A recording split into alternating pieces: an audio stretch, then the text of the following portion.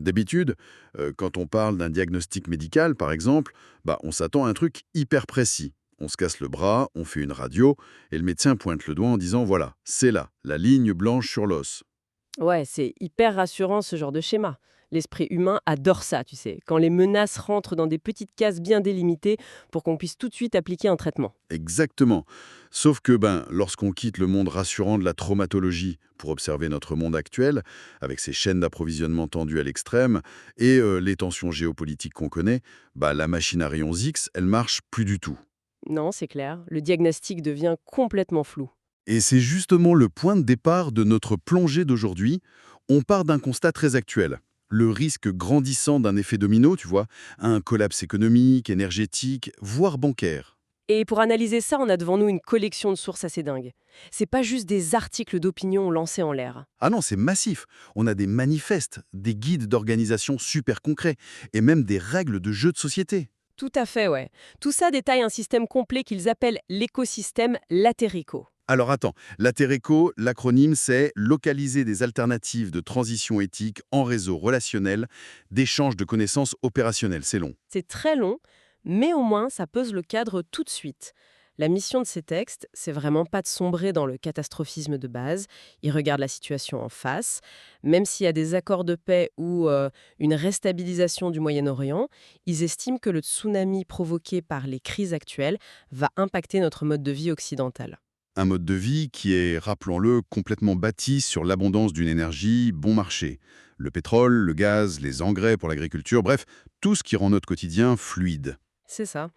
Donc, de manière réaliste, ils disent qu'on peut prévoir le pire tout en espérant le meilleur. Ces documents, c'est une sorte de boîte à outils en copyright libre.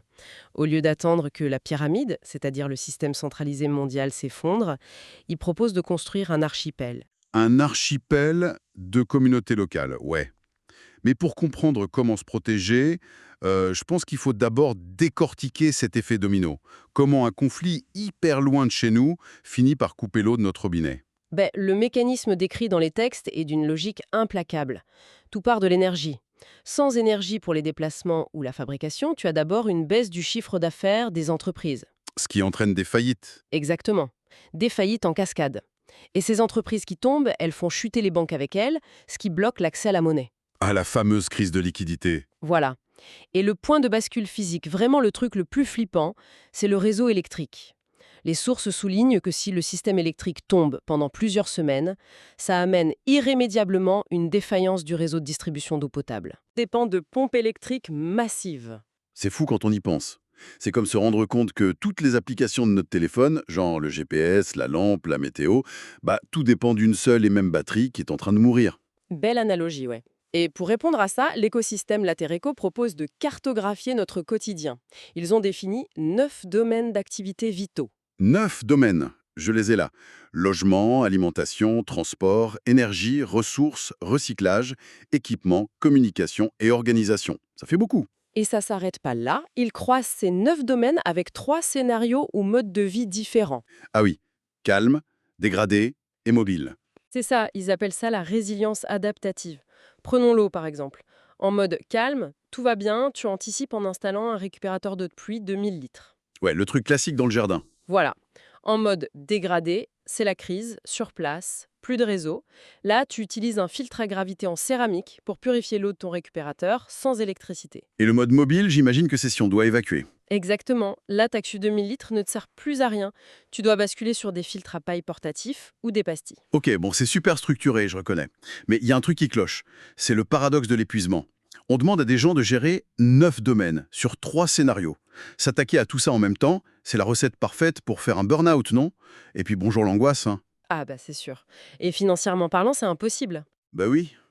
Comment tu finances des panneaux solaires et des filtres de compète si justement tu perds ton pouvoir d'achat? Les sources en parlent longuement. Ils ont prévu ce qu'ils appellent le cercle vertueux. C'est un plan progressif sur 5 ans. L'idée, c'est surtout pas de vider son compte en banque dans une panique survivaliste. Ouf, ça rassure. La première étape, c'est d'abord de réduire ses dépenses grâce à l'entraide. Tu mutualises avec tes voisins, tu prêtes tes outils. Et avec ces petites économies, de l'ordre de 10%, tu réinvestis dans du matériel de résilience. Ce qui génère de nouvelles économies derrière. C'est malin.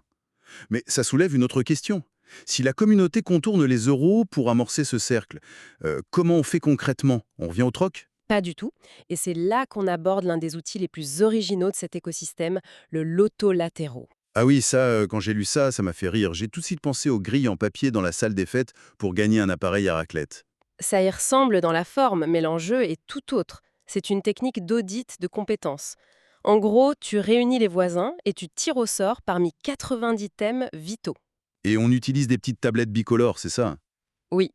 Phase bleue, ça veut dire je connais la compétence. Phase orange, c'est je veux apprendre. C'est brillant d'un point de vue psychologique. Parce que dans un séminaire classique, admettre devant tout le monde que tu sais pas faire un feu ou filtrer de l'eau, bah c'est un peu la honte. Ton ego en prend un coup, c'est certain. Mais là, vu que c'est un jeu avec des jetons de couleur, ça enlève toute l'angoisse. Et ce loto, c'est juste la porte d'entrée vers leur outil économique majeur, non? Absolument. Ça sert de catalyseur pour Cyclos 4. C'est un logiciel de gestion en licence libre pour créer une monnaie locale basée sur le temps. La monnaie temps. 1 minute égale une unité, c'est bien ça, hein? Tout à fait. Et les documents présentent un argument assez percutant ici. Ils opposent cette monnaie temps aux monnaies fiduciaires classiques qui subissent l'inflation. Ils sont aussi très critiques sur l'arrivée des monnaies numériques de banque centrale, les MNBC, qu'ils voient comme programmables. Oui, on rappelle d'ailleurs à ceux qui nous écoutent qu'on ne fait que rapporter les arguments des textes. On ne prend pas parti là-dessus. Mais la logique mathématique de leur monnaie temps est intéressante. Tu peux imprimer des milliards de billets pour diluer la valeur de l'euro. Mais tu ne peux pas rajouter une 25e heure dans une journée. Exactement. Le temps humain est le seul étalon inaltérable. 1 heure à bêcher le jardin vaudra toujours 1 heure, peu importe les crises bancaires. Et ça marche comment concrètement si c'est pas du troc direct? C'est un système de crédit mutuel basé sur la confiance. Tu peux très bien commencer avec un compte à zéro, demander 2 heures d'aide à un voisin pour réparer ton toit, et hop, ton solde passe à moins 120 minutes. Et donc je suis en dette. Oui, mais pas envers une banque qui va te facturer des agios. Tu es en dette envers la communauté, avec la promesse de rendre ces 120 minutes plus tard à n'importe quel autre membre. Bon, là je dois quand même soulever un problème énorme. Le fameux drapeau rouge. Je t'écoute. Les textes nous mettent en garde contre l'effondrement du réseau électrique. Mais leur nouvelle économie géniale repose sur Cyclos 4, qui est, je le rappelle, un logiciel informatique. Si un blackout, on fait comment? L'écran s'éteint, l'économie s'arrête. Ce serait une faille fatale en effet. Mais ils l'ont anticipé. Les guides précisent que Cyclos 4 doit être hébergé sur des serveurs locaux, pas sur le cloud mondial. Et surtout, ces serveurs doivent être alimentés par des panneaux solaires de secours. Ok, donc il prévoit de l'énergie autonome. Voilà. Et en plus, ils obligent à tenir des registres papier à double entrée, des vrais carnets physiques. Si l'infrastructure numérique lâche complètement, le papier prend le relais. On bascule du mode calme au mode dégradé. Ça me rassure. Et ce besoin de concret, ça nous amène directement à l'infrastructure physique dont il parle. Parce qu'une monnaie virtuelle et un carnet, c'est sympa, mais il faut un lieu pour échanger. Oui, le fameux Espar Armageddon. Le nom est dingue. On dirait un bunker de film de fin du monde avec Bruce Willis. C'est clair, mais c'est juste un acronyme. Art, magasin, don. C'est le quartier général logistique de la communauté. Et on y trouve quoi dans ce QG? Une zone de gratuité pour le réemploi des objets, un magasin pour les producteurs locaux, mais surtout une bibliothèque d'outils lourds partagés. Les textes pointent du doigt l'absurdité d'avoir 50 tronçonneuses dans la même rue qui prennent la poussière 360 jours par an. C'est tellement vrai. Et il y a aussi un aspect communication très fort dans cet espace, non? Absolument. C'est là qu'on trouve la station radio de secours, en VHF, UHF ou CB. Si les antennes téléphoniques coupent, cet espace Armageddon devient le seul moyen de coordonner l'entraide avec les villes voisines. C'est un filet de sécurité impressionnant. Mais pour moi, la trouvaille la plus fascinante des textes, c'est ce qu'ils appellent l'arborescence santé. Ah oui, l'architecture sociale. C'est génial. En informatique, tu as les systèmes RAID, tu sais, avec plein de disques durs. Si un disque pète, les données sont recréées grâce aux autres. L'arborescence santé, c'est pareil, mais avec les humains. C'est exactement ça. Le principe, c'est que chaque foyer doit identifier à l'avance 5 personnes ressources pour chaque besoin vital. Par exemple, le chauffage au bois. Au lieu d'être un expert absolu tout seul, ce qui est impossible, il te faut 5 contacts.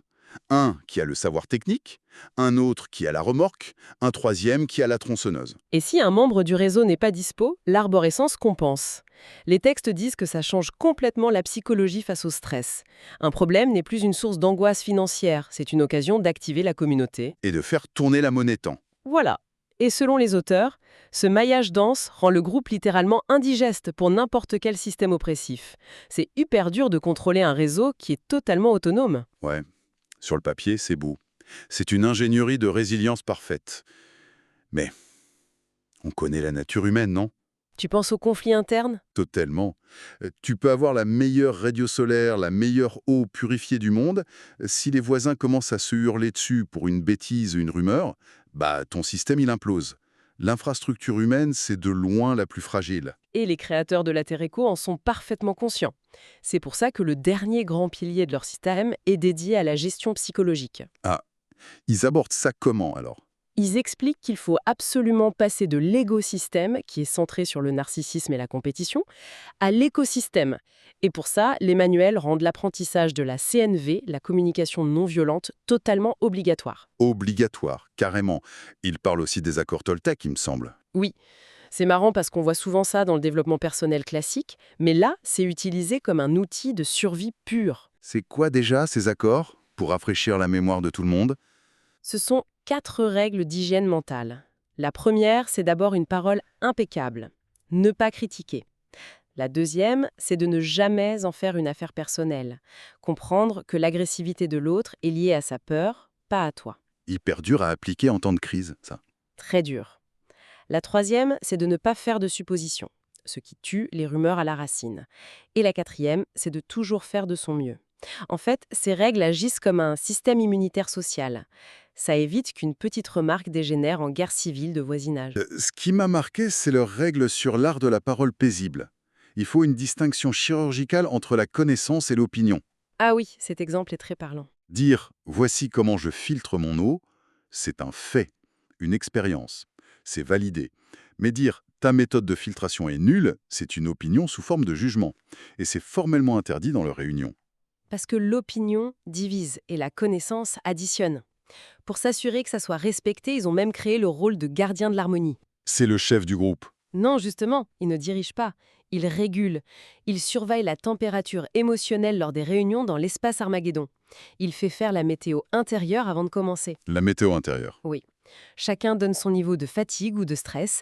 Comme ça, si quelqu'un a l'air super agressif, le groupe sait que c'est parce qu'il n'a pas dormi, et pas parce qu'il déteste tout le monde. Il y a une phrase dans le manifeste qui résume tout ça. L'écologie du cœur précède l'écologie de la terre. Neutraliser la médisance, c'est vu comme une mesure de survie vitale, au même titre que de stocker de la bouffe. Complètement. Tu as beau avoir le meilleur poêle à bois du quartier, si les gens assis autour se détestent, le feu va finir par s'éteindre. Bon, bah on a fait un sacré tour là. Si je synthétise un peu, l'écosystème Latereco, c'est vraiment à l'opposé du survivalisme façon Hollywood, avec le mec seul dans son bunker, armé jusqu'aux dents. Oui, c'est plutôt un projet de décroissance positive. C'est ça, remplacer la peur et l'asphyxie financière par de la solidarité, avec l'audit des compétences via le loto, la souveraineté de la monnaie-temps, l'ancrage de l'espace Armageddon et cette hygiène relationnelle stricte. Et ce qui est intéressant pour n'importe quel esprit curieux, c'est que ça dédramatise la situation. Les crises mondiales échappent à notre contrôle, c'est anxiogène. Mais cette approche offre un cadre pour reprendre la main juste là, à l'échelle de sa rue. Et d'ailleurs, pour conclure cette plongée, ça me laisse avec une pensée un peu provocatrice. On nous martèle que la sécurité, c'est d'accumuler du capital financier sur un compte. Mais si demain, comme le soulignent ces textes, le réseau tombe, bah ce compte en banque numérique n'existe plus. Il s'évapore, oui. Du coup, la véritable richesse et la seule sécurité, ça deviendrait instantanément la qualité de notre réseau local. Ce qui pose la question, on est hyper connecté au monde entier avec nos téléphones, mais est-ce qu'on connaît seulement le nom de famille de nos propres voisins enlistés? À méditer. C'est une excellente question sur laquelle s'arrêter.